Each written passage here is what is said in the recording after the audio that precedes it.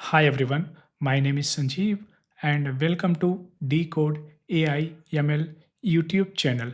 तो आज हम लोग देखने वाले हैं पांडा सीरीज का लेक्चर नंबर 3, जिसमें कि हम लोग देखेंगे basic operations on A data frame.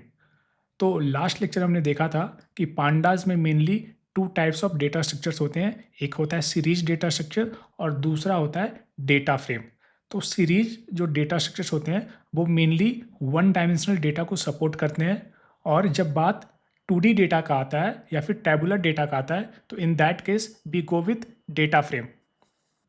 तो आज के लेक्चर में हम लोग देखने वाले हैं कि pandas series and data frame का बेसिक इंट्रोडक्शन, जो कि हमने लास्ट लेक्चर में इन डिटेल कवर किया था।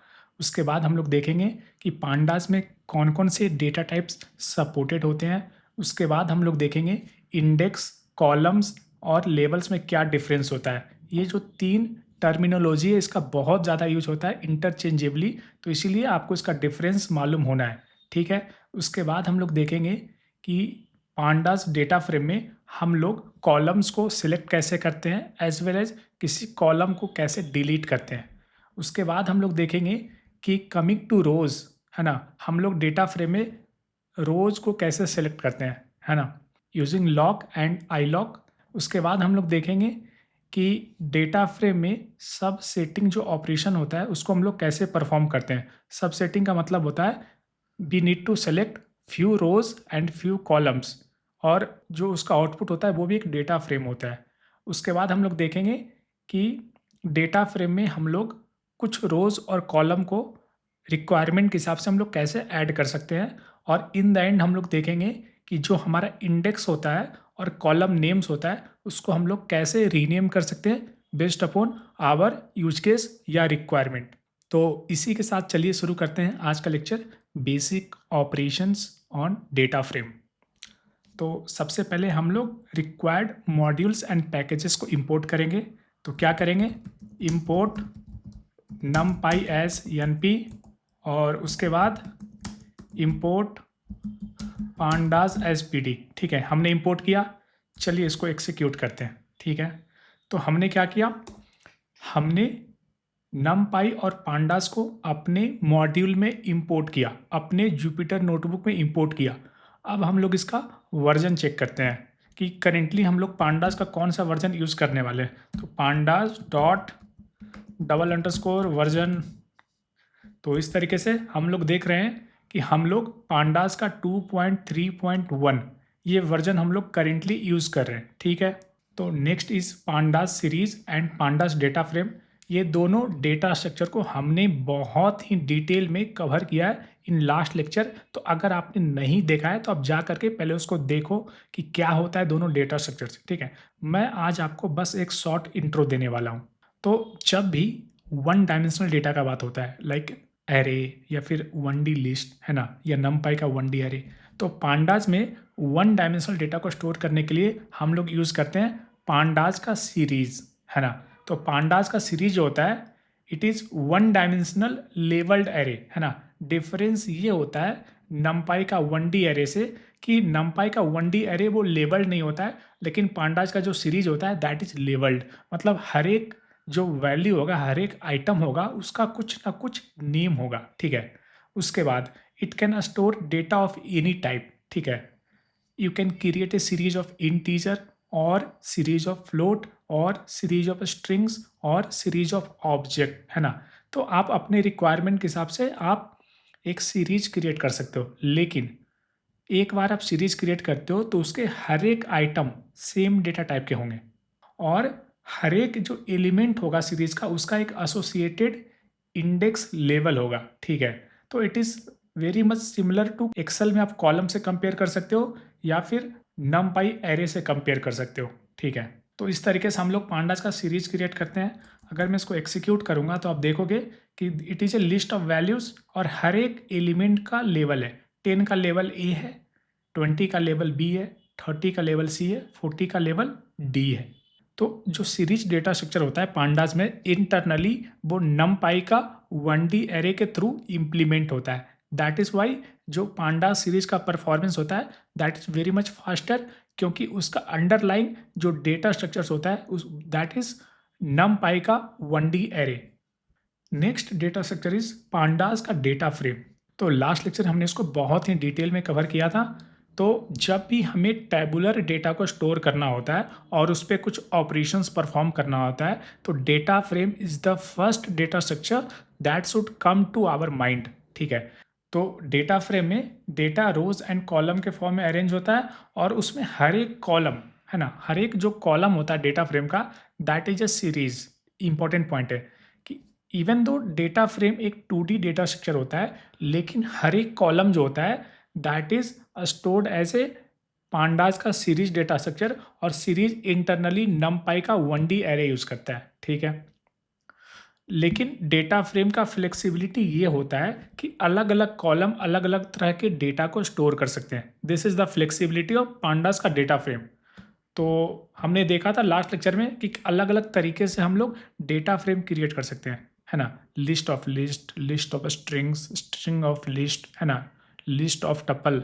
तो यहाँ पे क्या कर रहा हूँ मैं एक डेटा फ्रेम क्रिएट कर रहा हूँ, है ना। तो this is a data frame, है ना। देखोगे तो अगर मैं इस तरीके से जब डेटा फ्रेम प्रिंट करूँगा तो कंप्लीट डेटा फ्रेम मेरे को प्रिंट करता है। ठीक है, उसके अलावा डेटा फ्रेम में बिल्ट इन मेथड्स होते हैं, डेटा फ्रेम डॉट हेड, जिसके हेल्प से आप टॉप फ्यू रोज या फिर बाय डिफ़ॉल्ट टॉप 5 रोज को प्रिंट कर सकते हैं। और एक दूसरा मेथड होता है डेटा फ्रेम डॉट टेल, जिसके हेल्प से आप बॉटम 5 रोज बाय डिफ़ॉल्ट, या फिर अगर इसमें आप देते हो वैल्यूज़ 2, तो बॉटम 2 रोज को आप प्रिंट कर सकते हो, है ना। तो ये होता है हमारा डेटा फ्रेम का मेथड हेड एंड टेल। ठीक है, तो हम लोग देखना चाहते हैं कि हमारा जो डेटा फ्रेम है उसका शेप क्या है। df डॉट शेप, है ना, इसके हेल्प से हम लोग डेटा फ्रेम का शेप प्रिंट कर सकते हैं। तो हमारा जो डेटा फ्रेम है उसमें टोटल नंबर ऑफ रोज 3 है and total number of columns 4 है। तो that is why the shape is 3,4, है ना। एक लेंथ फंक्शन के हेल्प से हम लोग देख सकते हैं डेटा फ्रेम का लेंथ। तो लेंथ बताता है कि कितने नंबर ऑफ रोज है ना, total number of rose in data frame, उसको हम लोग प्रिंट कर सकते हैं यूजिंग लेंथ फंक्शन। ठीक है, तो हमारा डेटा फ्रेम क्या है, हमारा डेटा फ्रेम है df डॉट हेड। तो ये हमारा डेटा फ्रेम है। तो हम लोग देखना चाहते हैं कि ये जो डेटा फ्रेम है इसमें से हर एक कॉलम एक अलग अलग तरह के डेटा को स्टोर करता है। ये हमने देखा ऊपर, राइट। हर एक कॉलम अलग अलग तरह के डेटा को स्टोर करता है। तो हम लोग देखना चाहते हैं कि हर एक कॉलम का डेटा टाइप क्या है। तो df डॉट डेटा टाइप्स के हेल्प से हम लोग हर एक कॉलम का डेटा टाइप प्रिंट कर सकते हैं। तो आप देखोगे कि जो UID और एज है that is integer type, right, क्योंकि इसमें इंटीजर वैल्यूज हैं। Name and city, name and city में आप डेटा देखोगे तो it is a string type, है ना, स्ट्रिंग टाइप का है। लेकिन जब भी आप डेटा फ्रेम के थ्रू डेटा को रीड करते हैं तो स्ट्रिंग को पांडास ऑटोमेटिकली कन्वर्ट कर देता है ऑब्जेक्ट टाइप में, है ना। तो default data type for a string in pandas is object data type. ठीक है, तो अगर आप यहाँ पे देखते हो कि जो एज है, एज जो है दैट इज टेकिंग 64 बिट्स, मतलब 8 बाइट स्पेस ले रहा है ना। लेकिन आप सोचो कि एज का मैक्सिमम वैल्यू कितना हो सकता है, 100, 110, 120, है ना। किसी भी ह्यूमन का एज मैक्सिमम 120 तक हो सकता है। तो क्या क्या हम इसको 32 बिट या 4 बाइट्स में स्टोर कर सकते हैं, राइट। तो हम लोग क्या करने वाले हैं कि जो हमारा एज एज जो कॉलम है ना उसका डेटा टाइप को हम लोग इंटीजर 64 से इंटीजर 32 में कन्वर्ट करने वाले हैं, जिसके हेल्प से हम लोग स्पेस को सेव कर सकते हैं। ठीक है, तो हम लोग क्या करेंगे, df एज, है ना। तो df में डेटा फ्रेम में जो एज कॉलम है उसको मैं क्या कर रहा हूँ, डेटा फ्रेम एज, और उसको मैं कर दे रहा हूँ एज टाइप, और उसका टाइप में क्या कर दे रहा हूँ, मैं इसको int 32 कर दे रहा हूँ। ठीक है, तो इस तरीके से हम लोग जो एज कॉलम है ना उसका जो डेटा टाइप है उसको हम लोग कन्वर्ट कर दे रहे हैं इंटीजर 32। इसका मतलब हुआ कि एज को instead of storing as 64 bits हम लोग उसको 32 बिट्स में स्टोर कर रहे हैं, क्योंकि एज का मैक्स वैल्यू 120 150 तक जा सकता है, राइट। हमने क्या किया, हमने एज को कन्वर्ट कर दिया, इसके डेटा टाइप को कन्वर्ट कर दिया from integer 64 bits to integer 32 bits, है ना। अब हम लोग इसको प्रिंट करके देखते हैं। तो df डॉट डेटा टाइप्स, तो जब मैं इसको प्रिंट करूंगा तो आप देखोगे कि एज पहले इंटीजर 64 बिट्स का था, अब एज हो जाता है इंटीजर 32 बिट्स का, ठीक है। तो यहाँ पे कुछ इंपॉर्टेंट पॉइंट, तो पांडास डेटा फ्रेम में अगर कोई कॉलम स्ट्रिंग डेटा कंटेन करता है तो पांडास ऑटोमेटिकली उसका डेटा टाइप ऑब्जेक्ट में कन्वर्ट कर देता है। तो अगर आप ये देखोगे नेम एंड सिटी ये स्ट्रिंग टाइप का डेटा स्टोर करता है, तो पांडास इसको ऑटोमेटिकली ऑब्जेक्ट टाइप में इसको कन्वर्ट कर देता है ना। तो ऑब्जेक्ट क्या होता है? ऑब्जेक्ट बेसिकली एक जेनरिक पाइथन ऑब्जेक्ट टाइप होता है जो कि अलग अलग तरह के डेटा को स्टोर कर सकता है।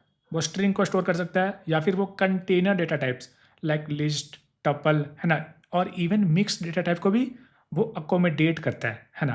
तो अगर मैं ये चाहता हूँ कि मैं ऑब्जेक्ट को कन्वर्ट कर दूँ इनटू स्ट्रिंग डेटा टाइप, तो इसको हम लोग कैसे कन्वर्ट करेंगे? तो हम लोग चलिए पहले ct को कन्वर्ट करके देखते हैं, है ना। तो df ct और इसका जो टाइप है, डेटा टाइप है, उसको हम लोग कर देंगे एज टाइप और इसके अंदर हम लोग पास कर देंगे स्ट्रिंग, ठीक है।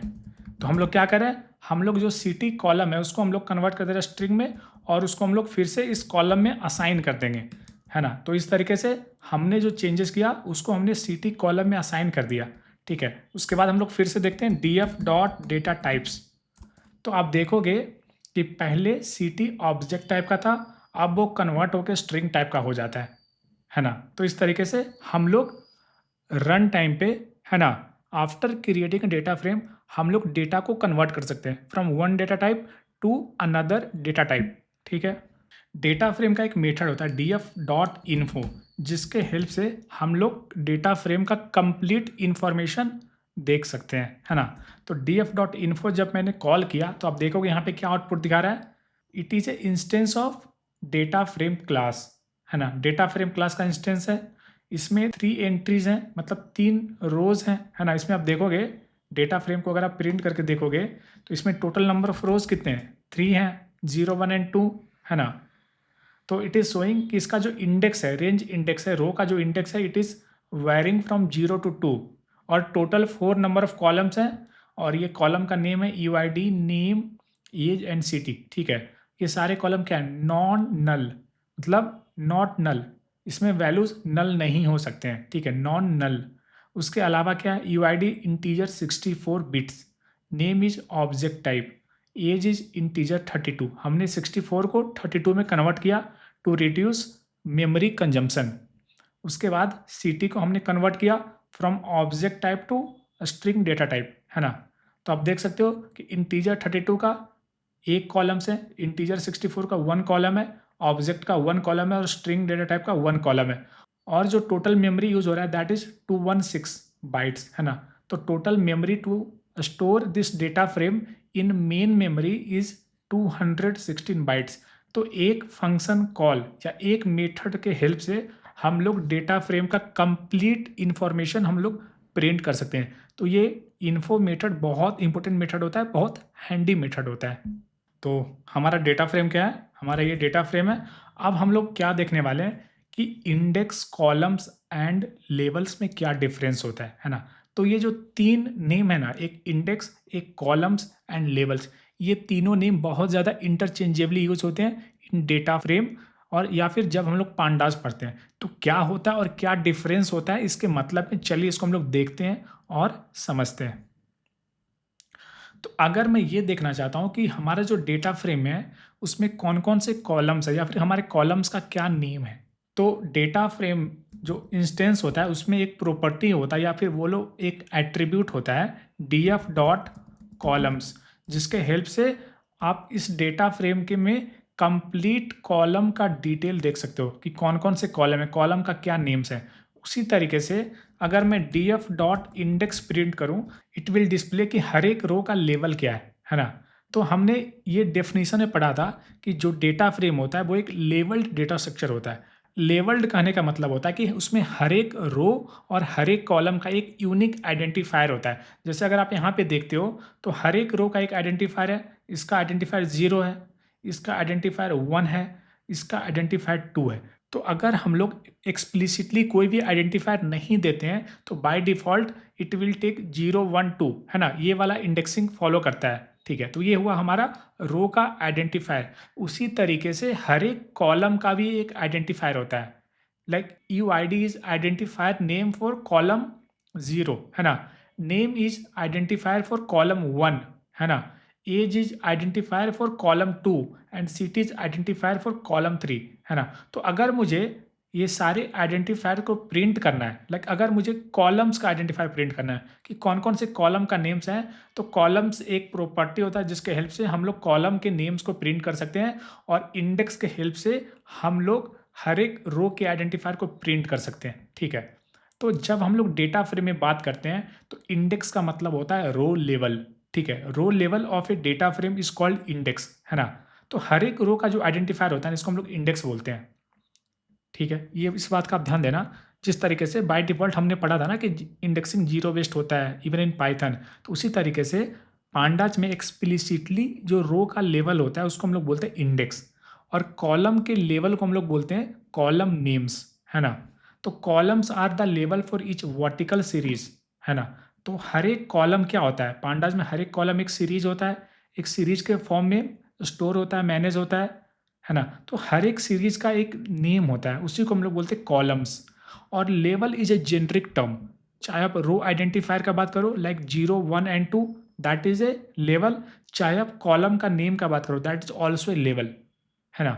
लेवल मतलब एक नेमिंग बोलो या एक टैग बोलो, लाइक अगर मैं बोलूँ कि Sanjeev is a level for me, मतलब मेरा एक लेवल है संजीव, उसके हेल्प से मैं खुद को आइडेंटिफाई करता हूँ out of the complete world, है ना? तो उसी तरीके से हर एक रो या फिर हर एक कॉलम का एक लेवल होता है और अगर रो का लेवल का हम लोग बात करते हैं तो उसको हम लोग बोलते हैं इंडेक्स और अगर हम लोग कॉलम के लेवल का बात करते हैं तो उसको हम लोग बोलते हैं कॉलम्स, ठीक है? तो इसी को मैंने यहाँ पे लिखा है, इसको आप देख सकते हो और समझ सकते हो, ठीक है? तो अब हम लोग कुछ और प्रॉपर्टीज़ को देखते हैं जिसके हेल्प से हम लोग डेटा फ्रेम को बेटर तरीके से डिस्क्राइब कर सकते हैं। तो यहाँ पे हम लोग क्या करें कि जो numpy पैकेज होता है उसके अंदर रैंडम एक मॉड्यूल होता है, उसमें हम लोग रैंड इंट एक फंक्शन इंपोर्ट कर रहे हैं जिसका कि मैं निकनेम दे रहा हूँ आर आई, मतलब आर आई के हेल्प से हम लोग रैंड इंट फंक्शन को कॉल कर सकते हैं।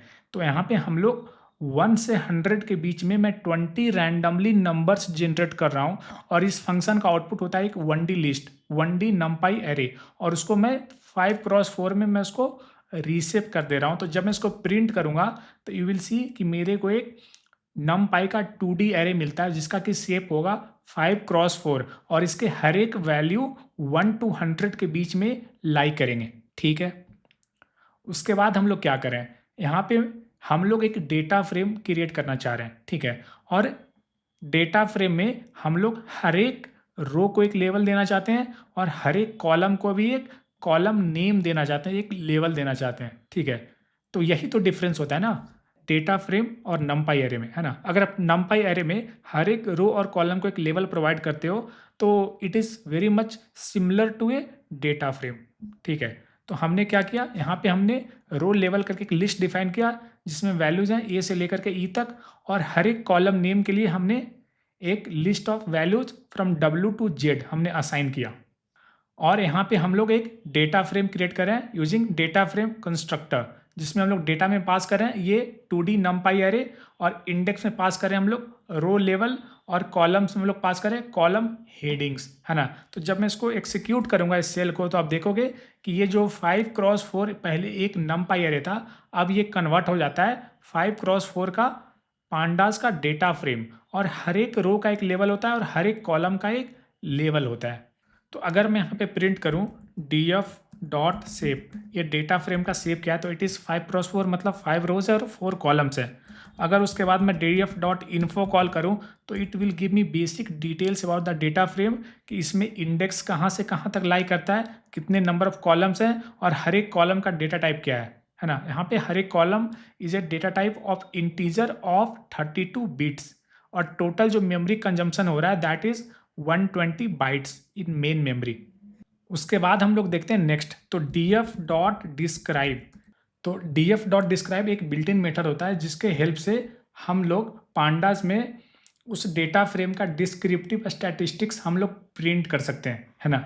तो डिस्क्रिप्टिव स्टैटिस्टिक्स एक टाइप ऑफ स्टैटिस्टिक्स होता है जिसमें हम लोग ये सारे मेट्रिक्स को कंसीडर करते हैं, count, mean, variance, standard deviation, mean, maximum, ये सारे हम लोग प्रॉपर्टी को कंसीडर करते हैं इन डिस्क्रिप्टिव स्टैटिस्टिक्स।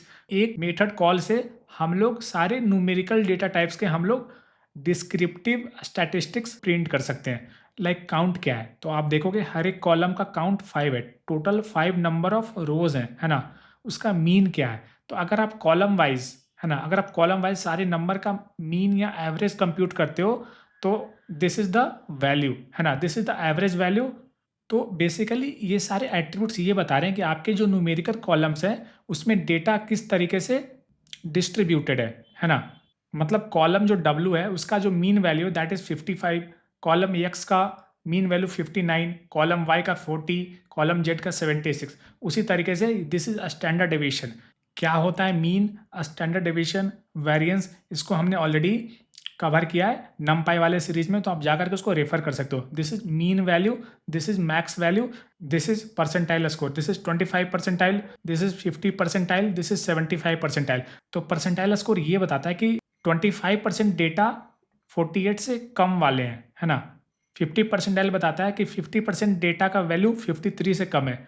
75 परसेंटाइल ये बताता है कि 75% डेटा का वैल्यू 67 से कम है। तो दिस इज परसेंटाइल, इसको भी हमने नमपाई वाले सीरीज में बहुत ही डिटेल में कवर किया है, ठीक है। तो जो हमारा डेटा फ्रेम था ना उसमें कौन कौन से कॉलम्स थे, मैं आपको एक बार फिर से प्रिंट करके दिखाता हूँ। तो हमारा कॉलम था df डॉट कॉलम्स, ये सारे हमारे कॉलम थे। और इंडेक्स क्या था, इंडेक्स मतलब रो का लेवल। तो रो का लेवल क्या था, तो ये सारे हमारे रो के लेवल थे, है ना। लाइक ABCDE ये सारे रो के लेवल थे। और WXY एंड Z ये सारे कॉलम्स के लेवल थे या कॉलम के नेम्स थे, ठीक है। तो अब मैं ये चाहता हूँ कि मैं कॉलम X को सिलेक्ट करूँ, तो कैसे सिलेक्ट करेंगे, DF और स्क्वायर ब्रैकेट के अंदर हम लोग कॉलम का नेम देंगे जो कि हम लोग सिलेक्ट करना चाहते हैं। तो इस तरीके से हम लोग किसी एक कॉलम को सिलेक्ट करते हैं, है ना। तो अगर आप देखोगे कि इसमें वैल्यूज़ क्या क्या हैं, कॉलम X के सारे वैल्यूज़ को हमने प्रिंट किया, है ना। तो अगर मैं किसी सिंगल कॉलम को अगर मैं सेलेक्ट करके उसको प्रिंट करता हूँ तो वो उसका जो आउटपुट होता है दैट इज़ ए सीरीज़, क्योंकि एक सिंगल कॉलम वो स्टोर्ड होता है in the form of series. तो अगर मैं किसी एक सिंगल कॉलम को सेलेक्ट करता हूँ तो उसका आउटपुट जो होता है वो सीरीज टाइप का होता है, सीरीज डेटा स्ट्रक्चर होता है। लाइक अगर मैं ये प्रिंट करूँ टाइप और इसके अंदर पास कर दूँ DFX, तो दैट विल बी पांडास का सीरीज डेटा स्ट्रक्चर, ठीक है। तो अभी हमने क्या किया, अभी हमने एक कॉलम को सेलेक्ट किया, अब मैं चाहता हूँ मोर देन वन कॉलम को सेलेक्ट करना, ठीक है। तो यहाँ पे मैं क्या करूँगा, हमने कॉलम 1 को सेलेक्ट किया, राइट। अब मैं चाहता हूँ एक से ज़्यादा कॉलम सेलेक्ट करना, तो हम लोग स्क्वायर ब्रैकेट के अंदर कॉलम का नेम हम लोग प्रोवाइड करेंगे। तो हमने X और Z, तो हमने 2 कॉलम को सिलेक्ट किया। और अगर मैं इसको एक्सिक्यूट करता हूँ तो आप देखोगे कि दिस इज़ द आउटपुट। और ये जो आउटपुट होता है, अगर आप more than one column select करते हो तो उसका आउटपुट होता है एक डेटा फ्रेम, ठीक है। अगर मैं इसका टाइप प्रिंट करके आपको दिखाऊं, टाइप, तो दिस इज डेटा फ्रेम, ठीक है। तो हमने देखा किसी कॉलम को हम लोग कैसे सेलेक्ट करते हैं, चाहे एक कॉलम हो चाहे मोर देन वन कॉलम हो। तो अगर सिंगल कॉलम है तो डायरेक्टली एक स्क्वायर ब्रैकेट के अंदर आप कॉलम का नेम ऐड कर सकते हो। और अगर मोर देन वन कॉलम है तो आपको पास करना पड़ेगा as a list of column names, ठीक है। अब हम लोग ये देखना चाहते हैं कि डेटा फ्रेम में किसी एक रो या किसी एक कॉलम को हम लोग कैसे डिलीट करेंगे, है ना। तो हमारा डेटा फ्रेम क्या है, दिस इज डेटा फ्रेम। अब हम लोग चाहते हैं कि हमारा जो डेटा फ्रेम है उससे हम लोग रो जिसका कि लेवल या जिसका कि इंडेक्स A है उसको मैं डिलीट करूं, है ना। तो DF के अंदर एक ड्रॉप मेथड होता है जिसके हेल्प से हम लोग किसी रो को हम लोग डिलीट कर सकते हैं, है ना। तो आप क्या किया, आप देखोगे जब इसको एक्सिक्यूट करूंगा तो इसका जो आउटपुट आया उसमें रो A नहीं है। इसका मतलब ये हुआ कि इस तरीके से हमने रो A को डिलीट किया, है ना। तो अगर मैं किसी कॉलम को डिलीट करना चाहता हूँ तो इसको हम लोग कैसे करेंगे, हम लोग यही फंक्शन पास करेंगे। बस उसमें एक चीज़ ये होगा, डिफरेंस ये होगा कि हम लोग यहाँ पे देंगे कॉलम नेम। हम लोग कॉलम X को डिलीट करना चाहते हैं, और अगर हम लोग किसी कॉलम को डिलीट करना चाहते हैं तो वहाँ पे हम लोग एक और आर्गुमेंट पास करना पड़ेगा, एक्सिस इज इक्वल टू 1, है ना। क्योंकि जब भी मैं एक्सेस 0 बोलूँ तो हम लोग रो का बात करते हैं। किसी 2D मैट्रिक्स में एक्सेस 0 मतलब होता है रो और एक्सेस 1 मतलब होता है कॉलम। तो अगर मैं किसी कॉलम को डिलीट करना चाहता हूँ तो क्या करेंगे, हम लोग एक्सेस 1 देंगे और कॉलम का नेम देंगे। तो आप देखोगे कि मेरे पास पहले 4 कॉलम्स थे W X Y and Z, अब मेरे पास सिर्फ और सिर्फ 3 कॉलम है डब्ल्यू वाई एंड जेड, है ना। तो जब भी ड्रॉप मेथड कॉल करेंगे ये एक डेटा फ्रेम रिटर्न करेगा विथ द मॉडिफाइड वैल्यू। तो उसमें से जो रिक्वायर्ड कॉलम है या रिक्वायर्ड रो है उसको वो डिलीट करके और वो मेरे को एक न्यू डेटा फ्रेम क्रिएट करेगा, है ना। मतलब ये हुआ कि जो हमारा ओरिजिनल डेटा फ्रेम है, हमारा जो ओरिजिनल डेटा फ्रेम है उसमें कुछ भी चेंजेस इम्पैक्ट नहीं होगा, ठीक है। ये होता है डिफरेंस। अगर मैं ये चाहता हूँ कि हमारा जो ओरिजिनल डेटा फ्रेम है ये चेंजेस उसमें रिफ्लेक्ट हो, तो हम लोग एक और आर्गुमेंट पास करेंगे और ये आर्गुमेंट मोस्टली हर मेथड में ये अवेलेबल होता है। अगर आप चाहते हो कि चेंजेस ओरिजिनल डेटा फ्रेम में रिफ्लेक्ट हो तो आप एक आर्गुमेंट का यूज कर सकते हो, in place is equal to true, है ना। तो बाय डिफॉल्ट अगर हम लोग इन प्लेस पास नहीं करते हैं तो डिफॉल्ट वैल्यू फॉल्स होता है। लेकिन अगर हम लोग ये चाहते हैं कि इन प्लेस का वैल्यू ट्रू हो तो हम लोग एक थर्ड आर्गुमेंट पास करेंगे, in place is equal to true. और जब मैं इसको एक्सिक्यूट करूंगा तो in place is equal to true करने पे ड्रॉप मेथड कुछ भी रिटर्न नहीं करेगा और ये चेंजेस ओरिजिनल डेटा फ्रेम में रिफ्लेक्ट हो जाएगा। तो आप देखोगे जब मैंने इसको एक्सिक्यूट किया तो मेरे को कुछ भी रिटर्न नहीं करता है, लेकिन जब मैं ओरिजिनल डेटा फ्रेम प्रिंट करूंगा तो पहले मेरे पास 4 कॉलम थे W X Y and Z, अब मेरे पास सिर्फ 3 कॉलम बचेंगे डब्ल्यू वाई एंड जेड, क्योंकि हमने कॉलम एक्स को डिलीट कर दिया from the original data frame, ठीक है। तो ये होता है in place is equal to true and in place is equal to false. तो by default in place false होता है और हम लोग अपने एक्सपेरिमेंट में हमेशा in place is equal to false करके आपको एक्सपेरिमेंट करवाएंगे ताकि हमारा ओरिजिनल डेटा फ्रेम प्रिजर्व हो, उसमें कुछ भी चेंजेस ना हो। तभी हम लोग एक ही डेटा फ्रेम पे बहुत सारे मेथड्स को इम्प्लीमेंट करके आपको एक्सपेरिमेंट करके दिखाएंगे, ठीक है। तो चूंकि हमारा ओरिजिनल डेटा फ्रेम अपडेट हो गया था तो मैं फिर से डेटा फ्रेम फ्रेशली क्रिएट करता हूँ, ठीक है। और हम लोग अपने एक्सपेरिमेंट में कभी भी in place is equal to true नहीं करेंगे। फॉर एक्सपेरिमेंट पर्पस हम लोग हमेशा in place is equal to false करेंगे, ठीक है। लेकिन जब आप रियल वर्ल्ड प्रॉब्लम सॉल्व करोगे और अगर वहाँ पे ऐसा रिक्वायरमेंट आता है कि ओरिजिनल डेटा फ्रेम में अपडेट हो तो in that case you can use in place is equal to true. तो अब हम लोग देखते हैं कि हम लोग किसी रोज को कैसे सेलेक्ट कर सकते हैं या कैसे इंडेक्स कर सकते हैं, ठीक है। तो इंडेक्सिंग या सिलेक्शन के लिए मेनली 2 तरीके के मेथड्स होते हैं, एक होता है एलओसी लोकेशन, एक होता है आई लॉक इंडेक्स लोकेशन, ठीक है। क्या डिफरेंस होता है, कैसे होता है, इसको हम लोग अभी देखने वाले हैं, ठीक है। तो पहले हमारा देखते हैं डेटा फ्रेम क्या है। तो this is my data frame, ठीक है। ये हमारा डेटा फ्रेम है जिसमें हमारे पास टोटल 5 नंबर ऑफ रोज हैं और 4 नंबर ऑफ कॉलम्स हैं, ठीक है। अब हम लोग इस पे इंडेक्सिंग वाले ऑपरेशंस परफॉर्म करने वाले हैं, ठीक है। तो सबसे पहले हम क्या करें, हम लोग सेलेक्ट कर रहे हैं उस रो को जिसका कि लेवल सी है ना। तो हम लोग इस रो को सिलेक्ट करना चाहते हैं, है ना।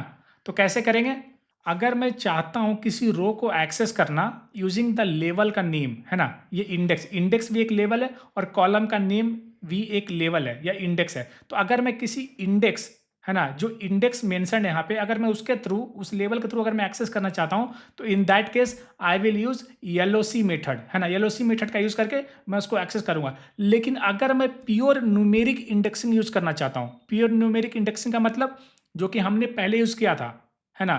पहले हम लोग क्या करते थे लाइक पाइथन में कि अगर मुझे कोई लिस्ट का आइटम एक्सेस करना होता तो हम लोग pure zero based indexing follow करते थे। तो अगर हमें न्यूमेरिक इंडेक्सिंग फॉलो करना है तो in that case we will use iloc, नहीं तो हम लोग एलओसी यूज करेंगे, ठीक है। तो इसको हम लोग जब एग्जांपल से देखेंगे तो ये चीजें ज्यादा क्लियर होगी, ठीक है। तो यहाँ पे हम लोग क्या कर रहे हैं कि df डॉट एलओसी, है ना। और एलओसी के अंदर हम लोग क्या पास करेंगे, हमें लेवल सी चाहिए तो एलओसी में हम लोग डायरेक्टली पास कर देंगे सी, क्योंकि मेरे को सी चाहिए।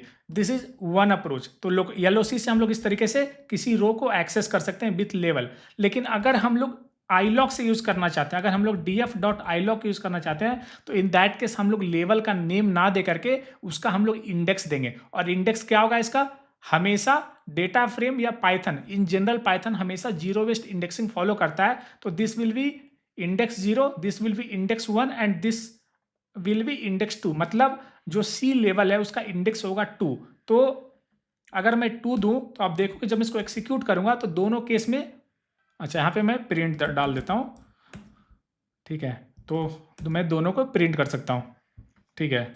तो मैंने प्रिंट ऐड किया, तो आप देख सकते हो कि यहाँ पे दोनों केस में सेम वैल्यू मिल रहे हैं। तो चाहे आप येलोसी यूज करो चाहे आईलॉक यूज करो, दोनों हमेशा सेम रिजल्ट देगा। बस आपको इस बात का ध्यान देना है कि येलोसी में आपको लेवल का नेम देना है और आईलॉक में आपको बस इंडेक्स पास करना है, ठीक है।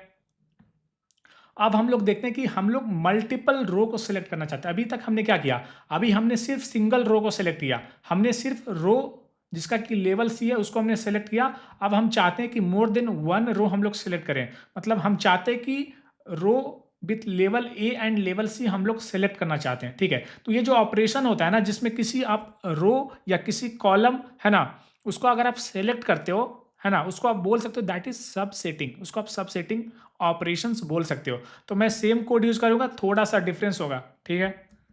तो पहले हम लोग क्या कर रहे थे, पहले हम लोग डायरेक्टली लेवल को पास कर दे रहे थे। तो अब हम लोग क्या करेंगे, चूंकि हमें एक से ज़्यादा रो को मेरे को एक्सेस करना है, तो मैं उसको एक लिस्ट में पास कर दूंगा, एलओसी के अंदर लिस्ट, और उसके अंदर मैं बताऊँ मेंशन करूंगा कि मेरे को कौन कौन से लेवल चाहिए। तो मेरे को लेवल चाहिए ए और सी, तो इस तरीके से मैं पास करूंगा। इवन आईलॉक जो है ना, इवन जो आईलॉक है उसमें मेरे को चाहिए ए और सी। तो ए का इंडेक्स है 0 और सी का इंडेक्स है 2, तो इसको भी मैं एक लिस्ट में पास करूंगा 0, 2 है ना। तो जब मैं इसको एग्जीक्यूट करूंगा तो आप देखोगे कि दोनों केस में मेरे को सेम वैल्यू मिल रहे हैं।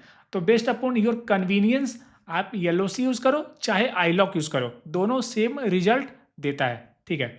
तो अभी तक हमने जो ऑपरेशंस देखा ना, किसी एक रो को सिलेक्ट करना या मल्टीपल रोज को सिलेक्ट करना है ना इंडिविजुअली, तो हम लोग उसको बोलते हैं सब सेटिंग। लेकिन अगर आप एक ऐसा सिनेरियो सोचो कि मेरे को रो नंबर 2 से लेकर के रो नंबर 21 तक सेलेक्ट करना है, तो इन दैट केस मेरे को मैनुअली हर एक रो का लेवल या हर एक रो का इंडेक्स पास करना पड़ेगा। That is not a feasible option. तो हमें कुछ स्मार्ट प्रोसेस यूज करना पड़ेगा टू एक्सेस मल्टीपल रोज, है ना, मल्टीपल ब्लॉक ऑफ रोज। तो वहां पे हम लोग क्या करेंगे, हम लोग यूज करते हैं एक स्लाइसिंग फीचर का। तो जिस तरीके से लिस्ट, टपल है ना, ये सारे data type even for string में स्लाइसिंग प्रॉपर्टी अवेलेबल था, उसी तरीके से जो पांडास डेटा फ्रेम होता है उसमें भी स्लाइसिंग फीचर अवेलेबल होता है। It is very much similar to NumPy का एरे। नमपाई एरे में भी स्लाइसिंग फीचर अवेलेबल था और इवन पांडास डेटा फ्रेम में भी स्लाइसिंग फीचर अवेलेबल है। तो अब मैं ये चाहता हूं कि स्लाइसिंग ऑपरेशन परफॉर्म करूं, है ना। मैं चाहता हूं कि स्लाइसिंग ऑपरेशन के थ्रू फर्स्ट 3 रोज को मैं प्रिंट करके दिखाऊं, क्योंकि अगर मैं इस तरीके से करूंगा तो in that case I need to manually pass the name of the rows, है ना। तो इसको हम लोग स्लाइसिंग से कैसे करेंगे, हम लोग करेंगे print and df dot LOC और स्क्वायर ब्रैकेट के अंदर हम लोग पास कर देंगे, फर्स्ट आर्गुमेंट पास कर देंगे हम लोग ए, मतलब मेरे को रो नंबर ए से लेकर के रो नंबर सी तक के सारे वैल्यूज को मेरे को प्रिंट करना है। तो इस तरीके से आप देखोगे कि मैंने रो नंबर ए से लेकर के रो विथ लेवल सी मैंने सारे वैल्यूज को प्रिंट किया। तो ये हुआ हमारा एलओसी अप्रोच। अगर मैं इसको आईलॉक से प्रिंट करना चाहता हूँ तो मैं इसको कैसे करूंगा, df डॉट आईलॉक और इसमें मैं पास करूंगा इंडेक्स। आईलॉक मतलब आईलॉक इंडेक्स लोकेशन, एलओसी मतलब लोकेशन, आईलॉक मतलब इंडेक्स लोकेशन। तो मेरे को 0 से लेकर इंडेक्स नंबर 2 तक प्रिंट करना है, तो मैं यहाँ पे डालूंगा 2 + 1 3, है ना। तो इस तरीके से आप देखोगे दोनों केस में मेरे को सेम आउटपुट मेरे को रिटर्न होता है, ठीक है। तो हमने देखा। अब हम लोग चाहते हैं कि multiple row and multiple column को एक बार में सेलेक्ट करूं, है ना। लाइक अगर मेरे पास एक बड़ा डेटा फ्रेम है, मैं उसमें से कुछ रो को और कुछ कॉलम को फिल्टर करूँ अपने यूज केस के हिसाब से। तो इसको हम लोग कैसे करेंगे, है ना। तो ये जो ऑपरेशन होता है टू फिल्टर सम रो और सम कॉलम, दैट इज कॉल्ड सब सेटिंग ऑपरेशन। और हम लोग देखने वाले कि इसको हम लोग कैसे करेंगे इन पांडास डेटा फ्रेम। तो ये हमारा डेटा फ्रेम है। आप देखोगे कि इवन दो हमने बहुत सारे ऑपरेशंस परफॉर्म किए, हमारा ओरिजिनल डेटा फ्रेम में कुछ भी चेंजेस रिफ्लेक्ट नहीं हुआ, क्योंकि हमने कहीं पे भी in place is equal to true pass नहीं किया। मोस्ट ऑफ द मेथड में इन प्लेस एक आर्गुमेंट होता है, अगर आप उसको पास करोगे तो that changes will get reflected in the original data frame, है ना। लेकिन हमने इन प्लेस पास नहीं किया, मतलब ऑलवेज हर एक ऑपरेशन में एक कॉपी क्रिएट होता है और ओरिजिनल डेटा फ्रेम में कुछ भी चेंजेस रिफ्लेक्ट नहीं होते हैं। अब मैं ये चाहता हूं कि रो नंबर बी और कॉलम नंबर वाई, है ना, उसको मैं सेलेक्ट करूं, मतलब मैं एक ऐसा डेटा फ्रेम से सिलेक्शन करूं जिसमें मैं रो बी और कॉलम वाई को एक साथ में सेलेक्ट करूँ, तो इसको हम लोग कैसे परफॉर्म करेंगे? तो हम लोग करेंगे डीएफ डॉट, पहले हम लोग एलओसी से देखते हैं इसको कैसे करेंगे। डीएफ डॉट एलओसी, और फर्स्ट आर्गुमेंट होता है एलओसी का अंदर जो स्क्वायर ब्रैकेट होता है उसमें रो और कॉलम सेपरेटेड बाई कॉमा हम लोग पास करते हैं। तो हम लोग रो बी को सेलेक्ट करना चाहते हैं जिसका कि लेवल बी है, और कॉलम जिसका कि लेवल वाई है ना। तो हम लोग इस तरीके से पास करेंगे, है ना। कॉमा के पहले वाले रो के आइटम होंगे, कॉमा के बाद कॉलम के आइटम होंगे, है ना। तो अगर मेरे को more than one row select करना है तो इन दैट केस हम लोग एक स्क्वायर ब्रैकेट के अंदर पास करेंगे, उसके बाद कॉमा, और एक स्क्वायर ब्रैकेट के बाद हम लोग कॉलम का नेम पास करेंगे। तो इस तरीके से हम लोग एक बार में किसी रो और किसी कॉलम को एक साथ हम लोग सेलेक्ट कर सकते हैं, ठीक है। और उसी तरीके से जब हम लोग आई लॉक यूज़ करेंगे, डीएफ डॉट आई लॉक, है ना, और जो हमारा रो बी है उसके कोरस्पोंडिंग इंडेक्स क्या है? इंडेक्स 1 है, तो इंडेक्स 1 कॉमा, और वाई के कोरस्पोंडिंग हमारा इंडेक्स नंबर क्या है? तो डब्ल्यू का इंडेक्स 0, एक्स का 1, वाई का 2, है ना। तो हमने क्या किया? 1,2 दिया। तो अगर अब मैं इसको एक्सिक्यूट करूंगा तो आप देखोगे, अच्छा मुझे यहाँ पे प्रिंट ऐड करना पड़ेगा क्योंकि बाय डिफ़ॉल्ट सिर्फ लास्ट जो सेल है उसका आउटपुट दिखता है, और बाकी का आउटपुट प्रिंट करने के लिए आपको प्रिंट स्टेटमेंट ऐड करना पड़ेगा। तो आप देखोगे दोनों केस में मेरे को सिंगल वैल्यू मिल रहे हैं, एक सिंगल इंटीजर वैल्यू मिल रहा है। क्यों मिल रहा है? क्योंकि अगर मैं एक बार में रो विथ लेवल बी सेलेक्ट करूं, और दूसरा कंडीशन क्या है? कॉलम उसका वाई होना चाहिए। तो अगर मैं कॉलम वाई और रो बी, है ना, तो रो बी में 4 वैल्यूज और कॉलम वाई को सिलेक्ट करूंगा तो ये कॉलम सिलेक्ट होगा। तो इसमें जो इंटरसेक्शन होता है, इंटरसेक्शन मतलब जो दोनों कंडीशन को सेटिस्फाई करे, मतलब वैसे आइटम पिक करो, वैसे एलिमेंट पिक करो जिसका कि रो नंबर बी हो और कॉलम नंबर वाई हो, तो दैट इज सिंगल वैल्यू, इसीलिए आपको एक सिंगल आउटपुट रिटर्न होता है, ठीक है। अब मैं चाहता हूं कि मैं two row number B and row number D को सिलेक्ट करूं और column number W and column number Y को सिलेक्ट करूं। मतलब मैं एक ऐसा डेटा फ्रेम सिलेक्ट करना चाहता हूं जिसमें सिर्फ वो सारे एलिमेंट हों जिसका रो नंबर आइदर बी और डी हो, या फिर column number W and Y हो, है ना। तो सारे एलिमेंट का रोल नंबर आइदर बी होगा और डी होगा, और कॉलम नंबर डब्ल्यू होगा और वाई होगा। तो इसको हम लोग कैसे करेंगे? हम लोग यही कोड यूज करते हैं, बस यहाँ पे मैं थोड़ा सा चेंजेस करूंगा, ठीक है। यहाँ पे हम लोग क्या करें? यहाँ पे सिंगल रो को सिलेक्ट करें। अगर मेरे को एक से ज़्यादा रो को सिलेक्ट करना है तो मैं पास करूंगा इन ए स्क्वायर ब्रैकेट, तो मेरे को बी और डी चाहिए, है ना। तो इस तरीके से हम लोग देंगे रो का नेम, और अगर कॉलम में मेरे को चाहिए डब्ल्यू एंड वाई, तो यहाँ भी हम लोग स्क्वायर ब्रैकेट के अंदर हम लोग पास करेंगे वैल्यूज़। कैसे पास करेंगे? डब्ल्यू कॉमा और वाई, है ना। तो इस तरीके से हमने दिया। उसी तरीके से एलओसी में हम लोग क्या करेंगे कि यहाँ भी हम लोग स्क्वायर ब्रैकेट में पास करेंगे, बी के कोरस्पोंडिंग इंडेक्स 1, डी के कोरस्पोंडिंग इंडेक्स क्या होगा? 3 होगा। उसी तरीके से डब्ल्यू के कोरस्पोंडिंग इंडेक्स क्या होगा? 0 होगा, और वाई के कोरस्पोंडिंग इंडेक्स 2 होगा, है ना। तो अगर मैं इसको एक्सिक्यूट करूं तो आप देखोगे कि दोनों केस में मेरे को सेम आउटपुट रिटर्न हो रहा है ना। और एक और चीज़ क्या है कि हमारा जो ओरिजिनल डेटा फ्रेम उसमें कुछ भी चेंजेस रिफ्लेक्ट नहीं होते हैं। अब हम लोग चाहते हैं कि अभी हमने मैनुअली पास किया कि मेरे को रो नंबर ये चाहिए और कॉलम नंबर ये चाहिए, है ना। अगर मैं ये चाहता हूं कि बेस्ड अपॉन सम कंडीशन मैं डेटा को फिल्टर करूं, मैं सब सेटिंग ऑपरेशंस को परफॉर्म करूं, तो इसको हम लोग कैसे परफॉर्म करेंगे? अगर मैं ये चाहता हूं कि मेरे डेटा फ्रेम में वो सारे वैल्यूज हों जिस सेल का वैल्यू 40 से ज़्यादा है ना, मतलब मैं फिल्टर करना चाहता हूँ 40 से ज़्यादा वाले वैल्यूज़, तो कैसे करेंगे? हम लोग सिर्फ डीएफ में ये ऑपरेशन परफॉर्म कर देंगे, डीएफ ग्रेटर देन 40। तो हमने नमपाई में भी देखा था कि जब हम लोग इस तरह के ऑपरेशन डायरेक्टली डेटा फ्रेम में परफॉर्म करते हैं, या फिर जब हम लोग नमपाई में बात करते हैं, तो जब हम लोग एनडी अरे में परफॉर्म करते हैं, तो ये ऑपरेशन, ये जो कंपैरिजन ऑपरेशन है, ये उसके हर एक एलिमेंट पे इंडिविजुअली परफॉर्म होता है। तो अगर मैं इसको एक्सिक्यूट करूं तो आप देखोगे कि हर एक एलिमेंट पे ये ऑपरेशन परफॉर्म होगा। क्या 58 40 से ज़्यादा है? अगर है तो ट्रू, है ना। क्या 29 40 से ज़्यादा है? नहीं है तो फॉल्स। तो इस तरीके से मेरे को आउटपुट एक मैट्रिक्स मिलता है जो कि एक बुलियन टाइप का होता है, जो कि बताता है क्या ये कंडीशन सेटिस्फाई करता है या वो सेटिस्फाई नहीं करता है। और अगर मेरे को इस कंडीशन के अकॉर्डिंग मेरे को डेटा सेलेक्ट करना है तो हम लोग कैसे करेंगे? हम लोग क्या करेंगे? ये जो डेटा फ्रेम है इसको हम लोग स्टोर कर लेंगे बूल डीएफ में, है ना। एक डेटा फ्रेम हम लोग स्टोर कर लेंगे और ये डेटा फ्रेम जो बूलियन डेटा फ्रेम है उसको हम लोग पास कर देंगे हमारा जो ओरिजिनल डेटा फ्रेम है। तो डीएफ के अंदर हम लोग पास कर देंगे बूल डीएफ। तो इस तरीके से आप देखोगे कि वो सारे एंट्री, है ना, वो सारे एंट्री जहाँ पे ट्रू है उसके कोरस्पॉन्डिंग वैल्यू रहने देता है, और जहाँ जहाँ पे फॉल्स है उसको वो कन्वर्ट कर देता है to N N. N N क्या होता है? एन एन एक स्पेशल वैल्यू होता है जिसका मतलब होता है not a number. N N मतलब नॉट ए नंबर, ठीक है। तो इस तरीके से हम लोग सब सेटिंग ऑपरेशन परफॉर्म कर सकते हैं बेस्ड अपॉन सम कंडीशन, है ना। तो हमने देखा this is one type of सब सेटिंग। तो वन लाइनर इसको हम लोग कैसे करेंगे? वन लाइनर हम लोग क्या करेंगे, डीएफ और स्क्वायर ब्रैकेट के अंदर हम लोग पास कर देंगे डीएफ ग्रेटर देन 40, है ना। तो इस तरीके से हम लोग ये ऑपरेशन को जस्ट एक सिंगल लाइन में ये ऑपरेशन परफॉर्म कर सकते हैं। और यहाँ पे फिर से वही बात कि हमारा ओरिजिनल डेटा फ्रेम में कुछ भी चेंजेस रिफ्लेक्ट नहीं होगा, ठीक है। अब हम लोग चाहते हैं कि अब हम लोग डेटा को फिल्टर करना चाहते हैं, है ना, किसी कंडीशन के अकॉर्डिंग। लाइक इसको पहले हम लोग देखते हैं। यहाँ पे हम लोग क्या करें, यहाँ पे हम लोग एक डेटा फ्रेम क्रिएट करना चाहते हैं। यहाँ पे हम लोग क्या कर रहे हैं, यहाँ पे हम लोग एक numpy का 2D एरे बना रहे हैं, है ना।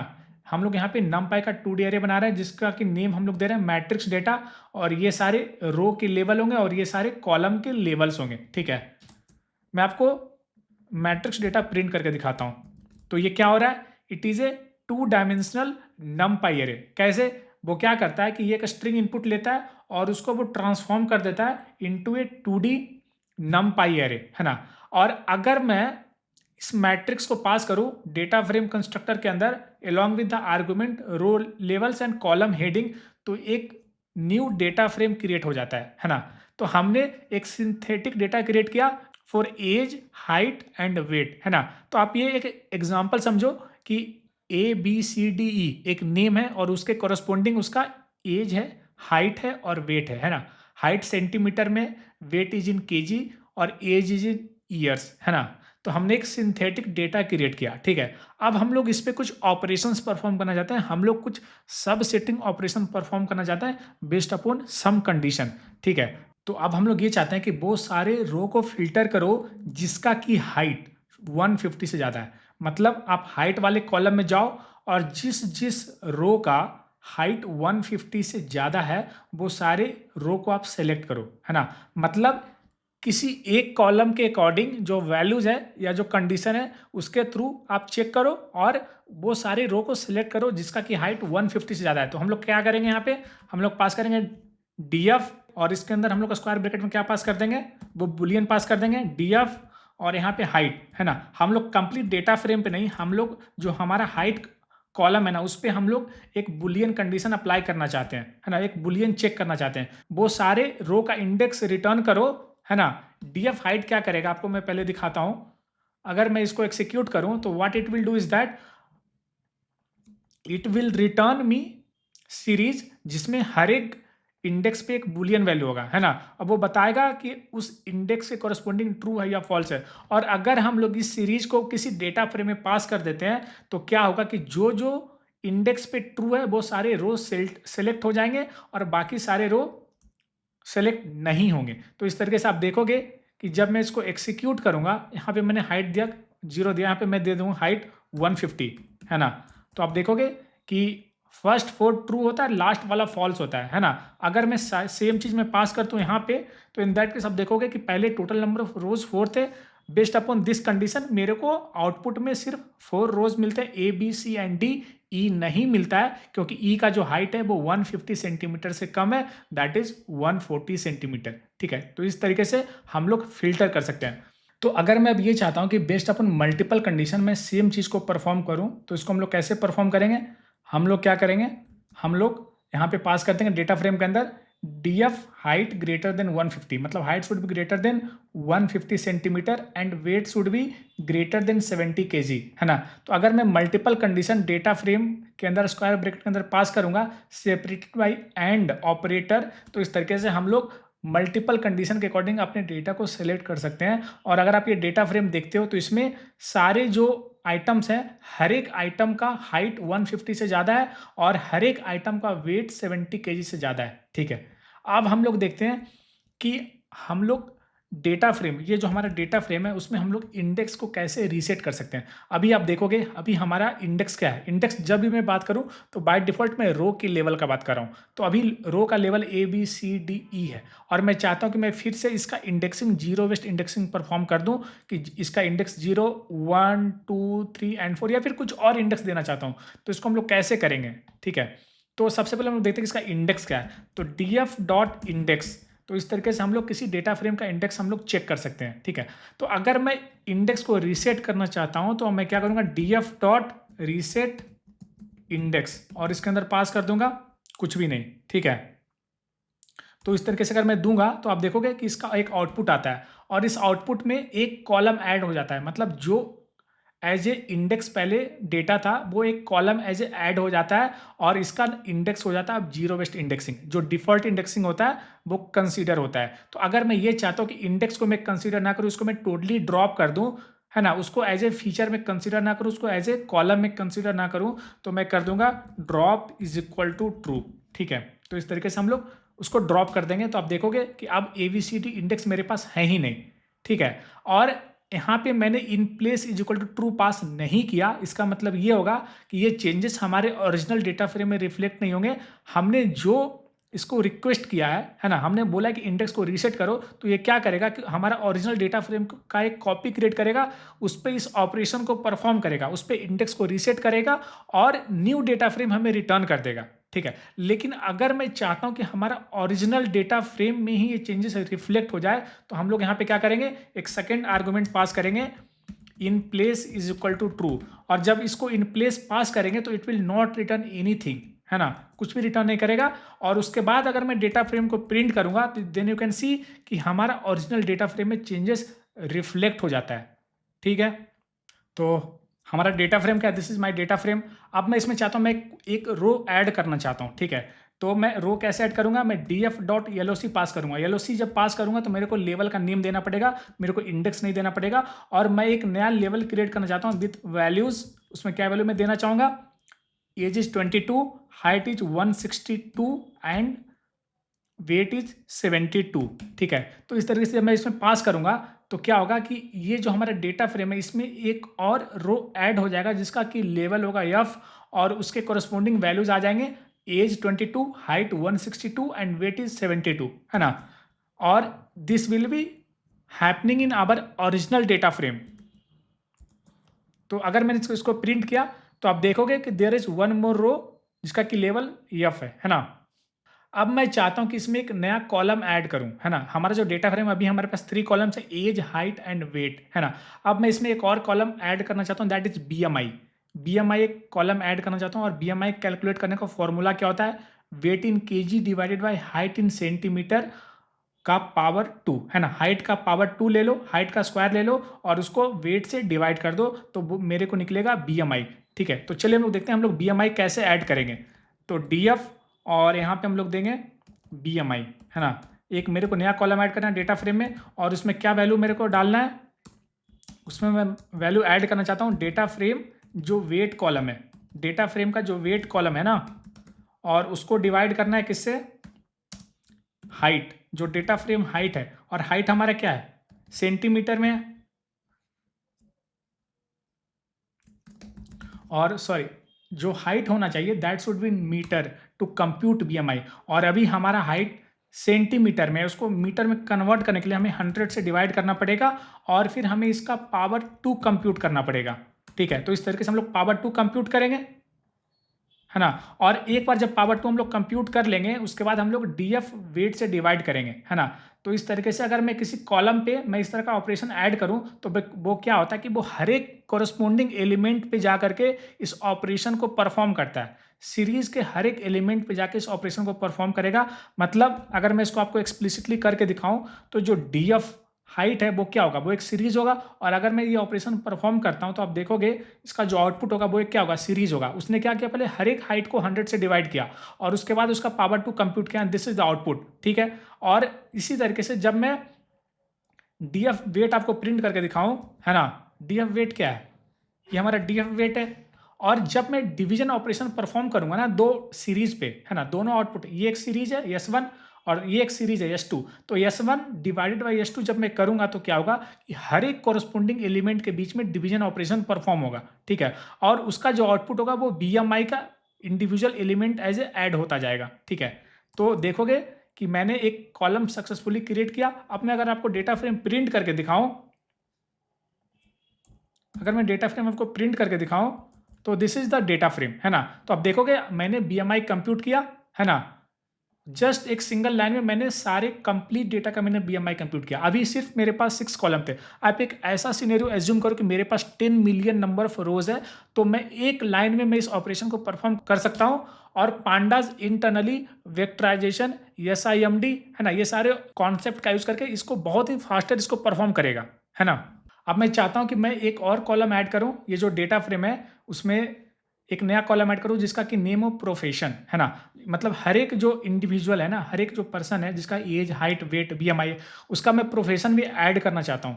तो यहाँ पे मैं क्या यूज़ कर रहा हूँ, आप देखोगे कि DF और प्रोफेशन, है ना। तो DF के अंदर प्रोफेशन जो कॉलम होगा उसमें आप क्या करो कि ये जो स्ट्रिंग है ना, इस स्ट्रिंग में सारे प्रोफेशन का नेम है उसको स्प्लिट कर दो। तो जब मैं इस स्ट्रिंग पे स्प्लिट फंक्शन कॉल करूंगा तो ये क्या करेगा कि एक मेरे को लिस्ट ऑफ वैल्यूज, है ना, और हर एक वैल्यू एक स्ट्रिंग होगा, वो मेरे को रिटर्न करेगा। It will split based upon single blank character. इसको हमने ऑलरेडी स्ट्रिंग लेक्चर में कवर किया है। तो इस तरीके से एक आउटपुट रिटर्न करेगा और ये आउटपुट असाइन हो जाएगा डेटा फ्रेम के एक नए कॉलम प्रोफेशन में, ठीक है। तो जिस तरीके से हम लोग किसी कॉलम को डायरेक्टली एक्सेस कर सकते हैं, है ना, विदाउट यूजिंग एनी iloc या LOC, उसी तरीके से आप किसी कॉलम में डायरेक्टली वैल्यूज को अपडेट कर सकते हैं विदाउट यूजिंग LOC और iloc, है ना। लेकिन अगर आपको किसी रो में अपडेट करना होगा तो आपको यूज करना पड़ेगा LOC, जैसे हमने यहाँ पे किया। अगर मुझे रो में अपडेट करना होगा तो मेरे को LOC या iloc यूज करना पड़ेगा। और अगर मुझे किसी कॉलम में वैल्यू को अपडेट करना है तो directly I can do just by using column name, ठीक है।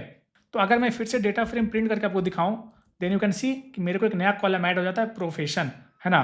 तो अभी मेरे पास पहले 3 कॉलम्स थे, मैंने BMI कंप्यूट किया और मैंने एक और कॉलम ऐड किया प्रोफेशन, है ना, और एक और रो ऐड किया जिसका कि लेवल F है ना।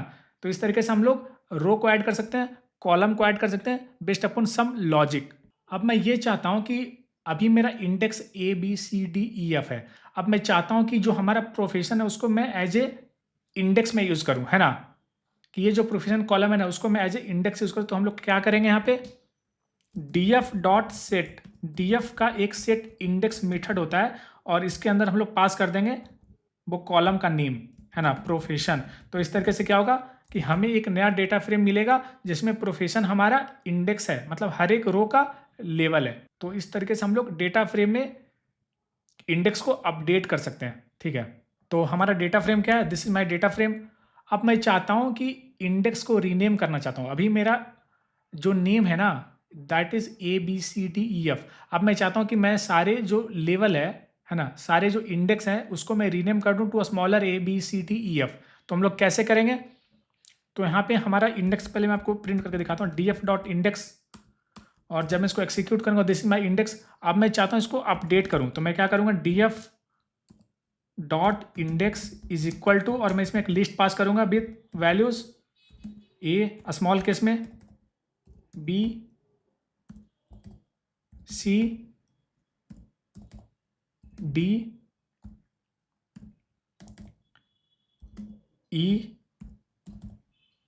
एंड F, है ना। तो इस तरीके से मैंने अपडेट किया। अब मैं अगर डेटा फ्रेम को प्रिंट करके दिखाऊं देन यू कैन सी कि अब मेरा जो इंडेक्स है वो रीनेम हो जा रहा है। पहले अपर केस था, अब ये लोअर केस हो जाता है, ठीक है। अब हम लोग चाहते हैं कि हमारे जो कॉलम्स है ना, कॉलम्स हमारा डेटा फ्रेम में क्या कौन कौन से कॉलम्स, कॉलम का नेम क्या है, ये हमारे कॉलम का नेम है। अब मैं इसको चाहता हूँ सारे कॉलम्स को मैं लोअर केस में कन्वर्ट करना चाहता हूँ, है ना। लाइक अभी सारे जो नेम है that is in camel case, मैं इसको लोअर केस में कन्वर्ट करना चाहता हूँ, कॉलम को रीनेम करना चाहता हूँ। तो हम लोग इसको रीनेम कैसे कर सकते हैं, हम लोग करेंगे DF dot columns is equal to, यहाँ पे हम लोग लिस्ट पास कर देंगे और सारे जो नेम है उसका ये लोअर केस होगा। पहले कैमल केस था, अब ये लोअर केस हो जाता है। और इस तरीके से अगर मैं इसको एक्सिक्यूट करूंगा तो हमारा डेटा फ्रेम में जो कॉलम का नेम है वो अपडेट हो जाता है and you can see the output, है ना। तो इस तरीके से हम लोग डेटा फ्रेम में बहुत सारे बेसिक ऑपरेशंस को परफॉर्म करते हैं, है ना। इसका यूज़ कब करना है, कैसे करना है, कहाँ करना है, इसको हम लोग देखेंगे जब हम लोग end to end data set पे प्रोजेक्ट करेंगे। इस डेटा को क्लीन करेंगे, डेटा पे ईडीए परफॉर्म करेंगे, डेटा को विजुअलाइज करेंगे और in the end scikit learn के हेल्प से हम लोग बेसिक क्लासिफिकेशन या रिग्रेशन मॉडल को हम लोग परफॉर्म करेंगे। ठीक है, तो आई होप आपको आज का लेक्चर बहुत अच्छे से समझ में आया होगा। मिलते हैं अगले लेक्चर में एक नए टॉपिक के साथ। Till then bye, happy learning.